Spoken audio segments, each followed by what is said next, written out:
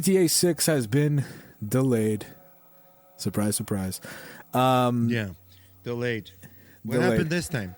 So, so we were supposed to get this May 26th, 2026, and now it is coming out November 19th, 2026. So we got like a 6-month delay on our hands. They do state that it is for, seeking perfection and polishing the game up and giving us what we deserve, which is fine. I'm cool with it. I'm never against a delay because there's just so many goddamn games that come out that I'm like, yeah, I don't think I'm ready for GTA 6 right now. It's like, push it back. It's fine. Push it back. It does kind of suck because pushing it back means it's coming out the same month as Wolverine, and I was looking forward to Wolverine. Well, I don't think that'll happen. I don't think it'll come out the same time as Wolverine. You think it'll get delayed again? The chances of something's going to get delayed or something will get moved. Maybe Wolverine. Unless they're really fucking ballsy about Wolverine. Yeah. You can say it's different audiences, but it's not. They're both AAA, No, of course. That's what I mean. That's why you don't want to go up against them. Yeah. I would not go up against Grand Theft Auto. I would move it. But like we were talking about, is Grand Theft Auto at least, is there a last little hurrah where they announced that, hey, you know what, we appreciate we know that we've been delaying you guys, but surprise, we're launching GTA and GTA Online on the same day. It's going to be out the same day, right? Does that make up some of it? I don't know. Does this thing get staggered out?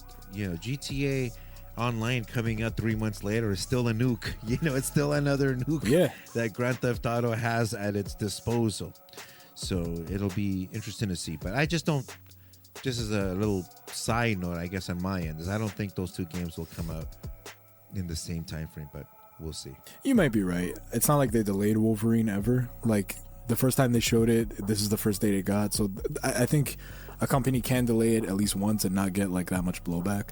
And that's probably what they'll do. And I don't blame them because who the hell wants to go up against this thing? Nobody would blame them. You know what I mean? It makes sense. I anticipate a delay at this point. So, dude, if you got a fucking if you have a little Greek restaurant and they're opening up a fucking McDonald's across the street from you, you hold off on the 2-for-1 souvlaki for a couple days. You go out a couple of days later. Yeah. I do expect, however, I want like some kind of make good on this. I don't like a little chocolate on the pillow, as I like to say. What could they give you? What could they give you that you wouldn't? Personally, what I want a port of GTA 4. I want like a modern. You'll pay for it? I'll pay for it. I want a modern port of GTA 4 on like PS5, Switch 2, whatever. What they did after they delayed GTA 6 was something I wasn't excited about. They're doing a port of Red Dead Redemption 1 for PS5. It's like. I have it on PS4. I bought it for PS4 when you did that. I could play it on PS5. Like, it's not something that I think anyone would be super excited about. The fact that it comes to Switch 2, I mean, maybe that's a little more exciting, but the game came out for Switch 1 already. So it's just not exciting. So either announce GTA 4 is coming to modern consoles, announce that you're making Bully 2, announce that you're making Red Dead 3, announce something, because this is like... The Warriors 2. Yeah, you got to do something. I did read that Red Dead 3 apparently is in pre-production or something, so I guess that's an announcement, but we're not going to see that for years. But is that a rumor? I saw that on Instagram. It might be a rumor. It might be a rumor. It does make sense. Yeah.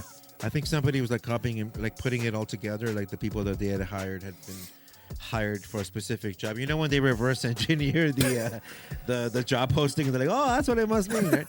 But that's cool. Yeah, it's gonna take a lot, man. It's gonna take a lot, and it's gonna take a lot to win people's hearts back. I think now it might get to a point where they finally start doing the proper fan service, but is it too late? I don't know. Like, people have always dreamed about a Red Dead Redemption package where it's like Red Dead 1, Red Dead 2, and Undead Nightmare, right? You upscale them, you do some kind of a collector's package, and they haven't done that. They went ahead with the Grand Theft Auto 1, and I'm sure that was a lot of resources to make that game. And when that came out, it was kind of a dog's breakfast, and they still didn't figure out how to do the fucking sky and the fog and all this shit that supposedly they had figured out 27 years ago. But it's just a couple of filters that you needed to click on and off because it didn't quite work with whatever. You nerds get it. So I don't know. I think it's going to take a lot of fan service to get it back. I don't know if they'll do any of that. What you just said. I don't think so. I'd like another Manhunt, but If this was 2005, I would say that has a good chance of happening. In 2025, I don't think it has any chance of happening because there's no, I'm sure you can create it, but just for the sake of my argument, I don't think it's sort of got that Manhunt online. And they want people to keep playing. They don't want you to play Manhunt Remake for 12 hours and be like, okay, I'm done with it. They want you living in that world.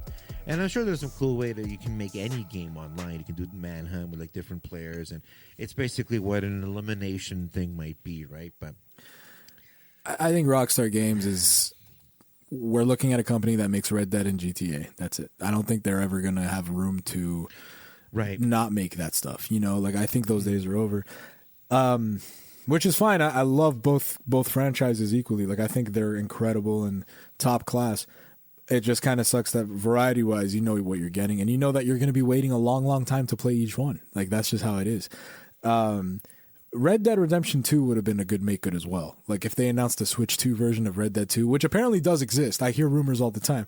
But then you get the Red Dead 1 thing, and it's like, what the hell are we doing? I don't know, but whatever. They don't have to do a make good. I want them to do a make good. But regardless of what they do, they could go silent until next November. People are going to eat this game up, me included, you included. 100%. So it's like, I'm not an idiot. I know what would you I know pay the for power. What would you pay for it? What are you paying for it? They announced tomorrow $139.99. $139, but is that U.S. prices? Because over here, that's steep. All right, we got to do the translation. We'll say $139 Canadian. Oh man, that would sting, but maybe.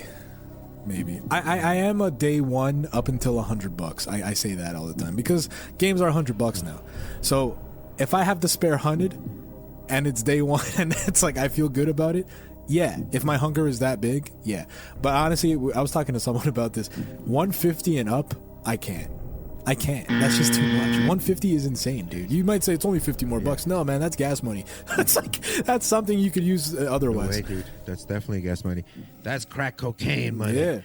But I just think, for the right money, it's got to be a perfect balance, and there never will be, right? Like you're probably willing to pay more for it if it contains online. I want to pay less for it if it doesn't have online. Like, sell me the cheaper version online, but online is free. Oh, it doesn't work that way. Online is free. Right. It doesn't matter. So there's no way to give me any kind of a discount, even if I tell you that I'm only going to be playing the story. You know what I mean?